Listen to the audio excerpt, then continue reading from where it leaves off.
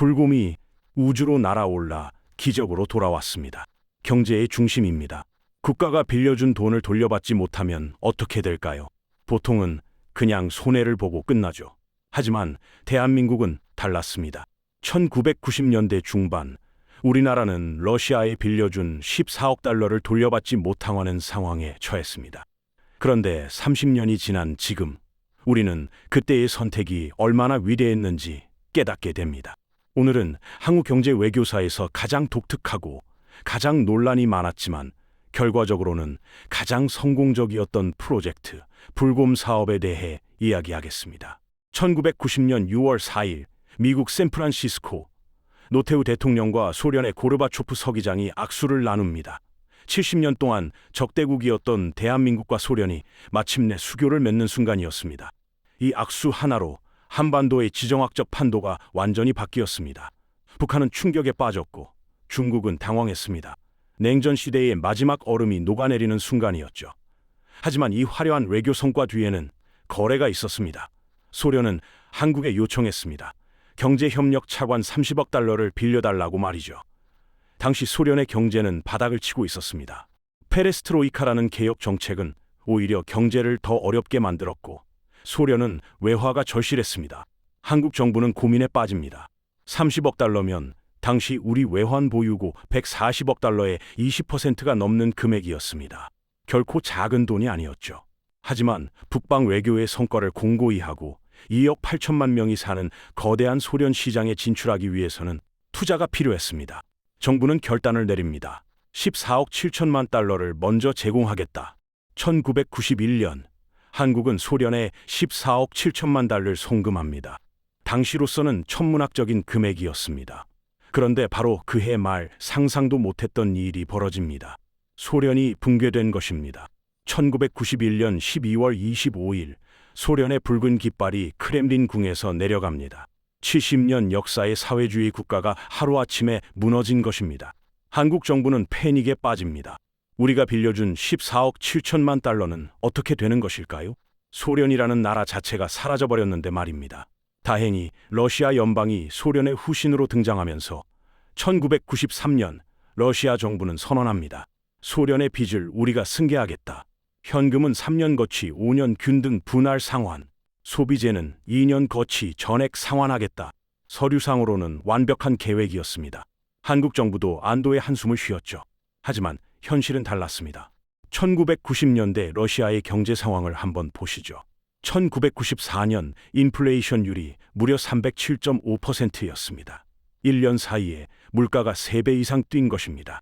여러분이 1월에 1만 루블로 빵 10개를 살 수 있었다면 12월에는 같은 돈으로 빵 3개밖에 못 사는 상황이었습니다. 실업률은 연간 8%씩 치솟았습니다. 공장들이 문을 닫고 사람들은 일자리를 잃었습니다. 한때 미국과 어깨를 나란히 했던 초강대국이 하루아침에 빈곤 국가로 전락한 것입니다. 1995년 러시아는 겨우 1910만 달의 현금과 1270만 달러 어치의 알루미늄을 보냅니다. 14억이 넘는 빚 중에서 고작 3천만 달러를 갚은 것이죠. 계산을 해보면 이 속도로는 50년이 걸려도 다 받을 수 없는 금액이었습니다. 더 큰 문제가 있었습니다. 이자였습니다. 빌려준 돈에는 이자가 붙습니다. 러시아가 갚지 못하는 동안 이자는 눈덩이처럼 불어났습니다. 원금 14억 7천만 달러에 이자 10억 달러가 더해져 총 24억 달러가 넘는 빚이 되어버렸습니다. 한국 정부는 절망했습니다. 이 돈을 과연 받을 수 있을까? 1995년 한국과 러시아의 협상 테이블. 한국 정부는 요구합니다. 광물 자원으로 갚아달라. 석유든 천연가스든 뭐든 좋으니 광물 자원을 달라. 하지만 러시아는 거절합니다. 돈이 없는 러시아에게 유일한 수입원이 바로 광물 자원 수출이었기 때문입니다. 이걸 한국에 넘기면 러시아는 정말 아무것도 남지 않았습니다. 협상은 난항을 겪었습니다. 게다가 그 즈음 미묘한 사건들이 발생합니다. 1996년 한국 국정원 소속 교관이 블라디보스토크에서 피살되는 사건이 발생합니다. 양국 관계는 얼어붙었습니다. 이어서 스파이 사건까지 터지면서 분위기는 최악으로 치달았습니다. 한국 정부는 딜레마에 빠집니다. 러시아를 강하게 압박하자니 러시아가 아예 베째라식으로 나올 수도 있었습니다. 실제로 당시 러시아에 돈을 빌려준 많은 나라들이 한 푼도 받지 못하고 있었습니다. 그렇다고 가만히 있자니 14억 달러가 그냥 날아가는 것이었습니다. 게다가 1997년 한국에 외환 위기가 터집니다. IMF 구제 금융을 받아야 하는 상황에서 러시아에 묶여 있는 14억 달러가 얼마나 아까웠겠습니까? 바로 그때 러시아가 제안을 합니다. 현금 대신 현물로 갚겠다. 무기로 갚겠다. 한국 정부는 충격을 받습니다. 무기요? 러시아제 무기를요? 당시 한국군은 완전히 미국식 무기 체계였습니다. 공산권 무기를 도입한다는 것 자체가 상상할 수 없는 일이었습니다. 게다가 러시아는 북한의 우방국 아니었습니까? 국방부는 강하게 반발했습니다. 이건 말도 안 됩니다. 러시아제 무기를 들여오면 정비도 안 되고 미국과의 관계도 나빠집니다. 방산업체들도 난리가 났습니다. 우리는 이제 어떻게 먹고 삽니까? IMF로 죽을 판인데 러시아 무기까지 들어오면 우리는 망합니다. 하지만 경제부처의 계산은 냉정했습니다. 아무것도 못 받는 것보다는 낫습니다. 무기든 원자재든 뭐라도 받는 게 나아요. 최소한 4억 5천만 달러라도 회수합시다. 1995년 7월 한국과 러시아는 현물 상환 협정을 체결합니다. 이것이 바로 불곰 사업의 시작이었습니다. 1995년부터 1998년까지 1차 불곰 사업이 진행됩니다. 한국이 받은 무기 목록은 이렇습니다. T-80U 전차 33대, BMP-33 장갑차 33대, 대전차 미사일 70문, 대공 미사일 50문. 총 가치는 2억 1,400만 달러. 빌려준 돈의 15%도 안 되는 금액이었습니다. 언론은 난리가 났습니다. 정부가 러시아한테 당했다. 14억 달러 날렸다. 국민 혈세 낭비 제목의 기사들이 쏟아졌습니다. 국방부도 마찬가지였습니다. 이 고철 덩어리들을 어떻게 하라는 겁니까? 일단 운용하다가 눈치 보고 그냥 퇴역시키자. 이게 국방부의 생각이었습니다. 그런데 한 곳만은 생각이 달랐습니다. 국방과학연구소였습니다. 들어오기만 해봐. 우리가 야무지게 뜯어볼 테니까. 1996년 봄 T-80U 전차가 부산항에 도착합니다. 국방과학연구소 연구원들이 달려들었습니다. 전차를 분해하기 시작했죠. 엔진을 뜯고 포탑을 열어보고 장갑을 분석했습니다. 그리고 그들은 경악했습니다. 이게 우리가 생각했던 것과 완전히 다릅니다. T-80U 전차를 분석하던 연구원들이 발견한 것은 무엇이었을까요? 첫 번째, 엔진이었습니다. 당시 한국군의 주력 전차 K-1은 디젤 엔진을 사용했습니다. 겨울에 시동을 걸려면 예열만 20분 이상 걸렸죠. 그런데 T-80U는 가스터빈 엔진을 사용했습니다. 영하 40도의 혹한에서도 3분 안에 시동이 걸렸습니다. 연구원들은 생각했습니다. 이 기술을 우리 전차에 적용할 수 있지 않을까? 두 번째, 화력이었습니다. K-1 전차는 105mm 주포를 장착했습니다. 그런데 T-80U는 125mm 활강포였습니다. 관통력이 한 단계 위였습니다. 우리도 이 정도 화력이 필요합니다. 세 번째, 장갑 기술이었습니다. T-80U의 복합 장갑을 분석한 결과 여러 층의 금속과 세라믹을 조합한 정교한 설계였습니다.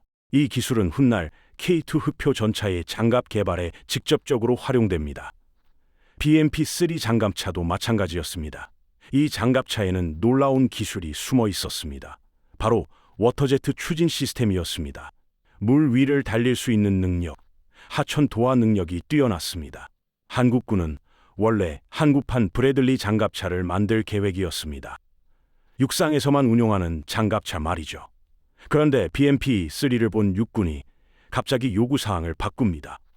BMP-3만큼 하천 도하 능력이 있어야 합니다. 개발자들은 당황했습니다. 갑자기 왜요? 계획에 없었는데요? 하지만 육군은 고집했습니다. BMP-3를 봤는데 저 정도는 되어야 합니다. 결국 K-21 보병 전투차는 BMP-3의 도하 기술을 그대로 이식받게 됩니다. 대공 미사일 이야기를 해보겠습니다. 러시아에서 받은 이글라 대공 미사일을 시험 발사하던 날 한국군은 충격에 빠집니다. 보통 적외선 추적 방식의 대공 미사일은 약점이 있습니다. 항공기가 플레어라는 열화 염탄을 뿌리면 미사일이 속아 넘어가죠. 그런데 이글라는 달랐습니다. 플레어를 뿌려도 정확히 항공기를 추적했습니다. 플레어 대처 능력이 상상을 초월했던 것입니다. 한국군은 즉시 결정을 내립니다. 앞으로 우리가 개발하는 모든 헬기에는 처음부터 적외선 대응 시스템을 기본으로 장착한다. 이것이 훗날 한국형 헬기들이 세계적 수준의 생존성을 갖추게 되는 계기가 됩니다. 대전차 미사일도 마찬가지였습니다. 한국군은 오랫동안 중거리 대전차 미사일이 필요했습니다. 예산 때문에 계속 미뤄졌죠. 유럽제를 검토했지만 너무 비쌌습니다. 그런데 러시아제 메티스-M이 들어왔습니다. 시험해보니 성능이 괜찮았습니다. 사거리 1.5km, 관통력 900mm, 북한의 어떤 전차도 격파할 수 있는 능력이었습니다. 이 정도면 충분합니다. 이 기술을 바탕으로 우리 것을 만들 수 있습니다. 2002년 2차 불곰 사업이 시작됩니다. 이번에는 규모가 더 컸습니다. 5억 3,400만 달러 규모였으니까요. 여기서 흥미로운 점이 있습니다. 이번에는 절반만 차관 상계로 하고 나머지 절반은 한국이 현금을 지불했다는 사실입니다. 왜 그랬을까요? 한국 정부가 러시아 무기의 가치를 인정하기 시작했기 때문입니다. 이건 단순히 빚을 받는 게 아니라 기술을 사는 것이다. 2차 사업으로 들어온 장비는 추가 전차, 장갑차, 공기부양정, 헬리콥터 등 6종이었습니다. 하지만 진짜 중요한 것은 따로 있었습니다. 1997년 체결된 한러 군사기술 협력 협정입니다. 이 협정에는 무기 도입뿐만 아니라 기술 이전과 공동 연구 조항이 포함되어 있었습니다. 한국은 러시아로부터 단순히 무기만 받은 게 아니었습니다. 로켓 엔진 기술, 미사일 유도 기술, 장갑차 설계 기술, 복합 장갑 기술까지 함께 받은 것입니다. 여기서 가장 놀라운 이야기가 시작됩니다. 불곰 사업을 통해 한국이 얻은 가장 큰 보물은 무엇이었을까요? 바로 로켓 엔진 기술이었습니다. 한러 군사기술 협력 과정에서 한국은 러시아의 앙가라 로켓 엔진 기술에 접근할 수 있었습니다. 엔진 설계, 연소 기술, 추력 제어 기술을 배웠습니다. 당시에는 아무도 몰랐습니다. 이 기술이 20년 후 어떤 결과를 만들어낼지 말이죠. 2022년 6월 22일 전남 고흥 나로 우주센터 누리호가 하늘로 솟구칩니다. 75톤급 액체 엔진 4개가 화염을 뿜으며 로켓을 밀어 올립니다. 성공입니다. 대한민국이 세계 7번째 독자 우주 발사체 보유국이 되는 순간입니다. 그 누리호 1단 엔진의 핵심 기술, 연소실 설계와 터보 펌프 기술의 뿌리에는 1990년대 러시아에서 배운 앙가라 엔진 기술이 있었습니다. 만약 불곰 사업이 없었다면 한국의 우주 개발은 최소 10년은 늦어졌을 것입니다. 아니, 어쩌면 아직도 외국 기술에 의존하고 있었을지도 모릅니다. 불곰 사업의 DNA는 하늘을 지키는 무기에도 스며들었습니다. 러시아의 이글라 대공미사일 기술은 한국의 신궁 휴대용 대공미사일 개발의 토대가 되었습니다. 그리고 더 중요한 것이 있었습니다. 러시아의 S-300 계열 기술 협력이었습니다. 이것이 바로 천궁 중거리 지대공 미사일 개발의 기초가 되었습니다. 천궁 미사일, 여러분 들어보셨죠? 2022년 러시아 우크라이나 전쟁 때 우크라이나가 한국에 간절히 요청했던 바로 그 무기입니다. 천궁을 보내주십시오. 러시아 미사일을 막을 수 있는 건 이것밖에 없습니다. 아이러니하게도 러시아 기술을 바탕으로 만든 한국의 미사일이 러시아 미사일을 요격하는 최고의 무기가 된 것입니다. 하지만 한국은 보낼 수 없었습니다. 왜일까요? 바로 불곰 사업 협정 때문이었습니다. 1997년 체결된 협정 제8조에는 이런 내용이 있었습니다. 러시아가 제공했거나 공동 개발한 무기를 제3국에 수출, 공여할 때는 쌍방 동의가 있어야 한다. 만약 한국이 이 조항을 어기고 우크라이나에 천궁을 보냈다면 협정이 파기되고 러시아는 북한의 최신형 무기를 마음껏 제공할 수 있게 됩니다. 역설적이게도 불곰 사업은 러시아가 북한을 함부로 도울 수 없게 만드는 안전장치 역할을 하고 있는 것입니다. 2014년 K-2 흑표 전차가 실전 배치됩니다. 1500마력 엔진, 120mm 활강포, 복합 장갑, 능동 방어 시스템, 세계 최고 수준의 전차라는 평가를 받았습니다. 그런데 K2 전차 개발자들에게 물어보면 이런 대답이 돌아옵니다. T-80U가 없었다면 K2도 없었습니다. T-80U에서 배운 것들, 가스터빈 엔진의 장단점, 125mm급 대구경 주포 설계, 복합 장갑의 층별 구조, 자동 장전 장치의 메커니즘, 이 모든 것이 K2 개발의 토대가 되었습니다. K-21 보병 전투차도 마찬가지입니다. BMP-3에서 배운 워터제트 추진 시스템, 도하 능력, 무장 배치 방식이 모두 K-21에 녹아들었습니다. 지금 K2 전차는 폴란드에 수출되어 180대 이상이 배치될 예정입니다. K-21 장갑차도 세계 여러 나라가 관심을 보이고 있습니다. 1990년대에 고철덩어리라고 비웃음을 샀던 러시아 무기들이 30년 후 한국을 세계 방산 수출 4위 국가로 만드는 데 기여한 것입니다. 자, 이제 경제적으로 계산을 해보겠습니다. 빌려준 돈 14억 7천만 달러, 현물로 받은 가치 약 7억 4천만 달러, 손실 약 7억 3천만 달러. 이렇게만 보면 완전 실패입니다. 절반을 날린 것이니까요. 하지만 다른 관점에서 보면 어떨까요? 불곰 사업으로 얻은 기술의 가치, 우주 발사체 기술, 외국에서 사려면 최소 20조 원 이상, 실제로는 돈으로도 살 수 없는 기술, 미사일 방어 기술, 천궁 개발 비용 절감 약 3조 원, 신궁 개발 비용 절감 약 5천억 원, 전차 장갑차 기술, K2 개발 기간 단축 5년 이상, K-21 개발 비용 절감 약 2조 원, 방산 수출 효과, K2 전차 폴란드 수출 약 15조 원, K9 자주포 등 방산 수출 연간 20조 원 규모. 이걸 다 합치면 얼마일까요? 보수적으로 계산해도 100조 원이 넘습니다. 14억 달러, 약 2조 원을 투자해서 100조 원 이상의 가치를 만들어낸 것입니다. 투자 대비 수익률 5000%입니다.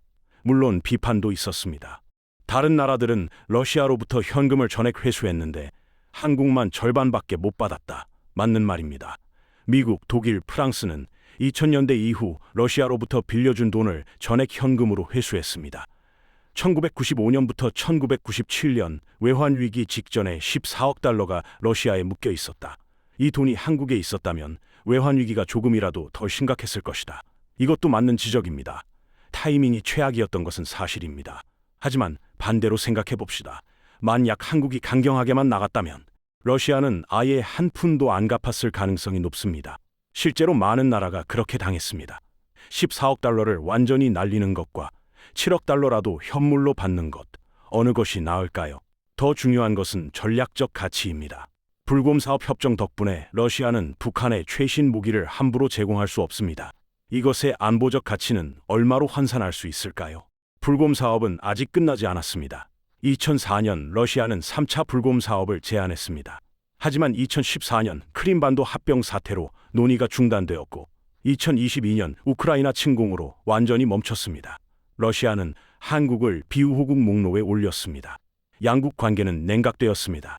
그렇다면 나머지 7억 달러는 어떻게 될까요? 러시아 정부는 여전히 차관을 갚고 있다고 주장합니다.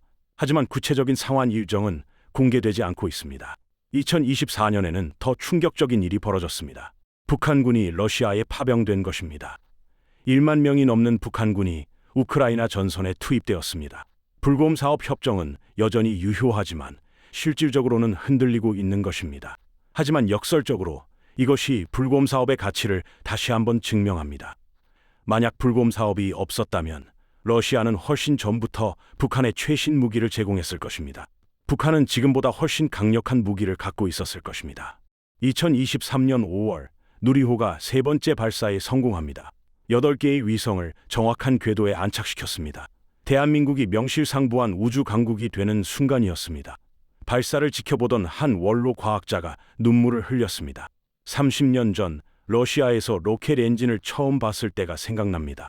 그때는 정말 아무것도 몰랐습니다. 그저 열심히 배우고 익혔을 뿐입니다. 그것이 오늘 이 순간을 만들었습니다. 1995년 고철덩어리라고 비웃음을 샀던 러시아 전차를 분해하던 젊은 연구원. 2014년 K2 흑표 전차가 실전 배치되는 것을 보며 그는 생각했습니다. 20년 전 그 T-80U가 없었다면 오늘의 K2도 없었을 것입니다.